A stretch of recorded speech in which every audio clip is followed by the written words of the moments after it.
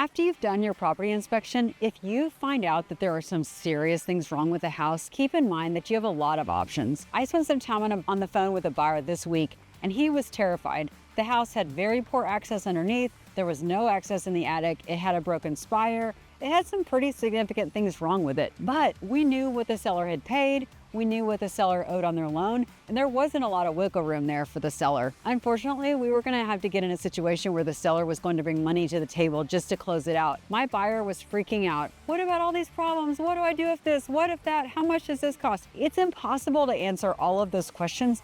I don't know how much it costs us to fix one rafter in the attic. I don't know, okay? We could get a contractor in there, but what I said to the buyer was true. I said, what is your number? This house is a problem for the seller. He's sick of it. He knows everything is broken and he wants out. The seller had already invested thousands and thousands into this property. So for my buyer to take it off of his hands, all I needed to know from him is what's your number? What's it worth to you to take this off of this guy's hands? And I wanted the buyer to also understand that the issues that he's experiencing, they're not gonna change. So when he sells the house later, he also needs to keep in mind, okay, we have poor access foundation. We have very limited access in the attic. As long as he goes into that knowing that, he's fine. And I said, if you get it for a killer discount today, you cash flow off of it for years, and then you sell it later at a discount because of the issues that you're experiencing, you're okay. So I worked with him. We figured out a number that was much lower than what he had it under contract. And he was able to say to that seller, I will only buy this house for this amount. And if you won't agree, I'm walking away. He was in his due diligence period. He has every right to do that. So when you're looking at a tough property with a lot of problems, you need to decide what's your number and stick to it. If you can't get to an agreement with the seller, I really encourage you to walk away. At the end of the day, investment real estate,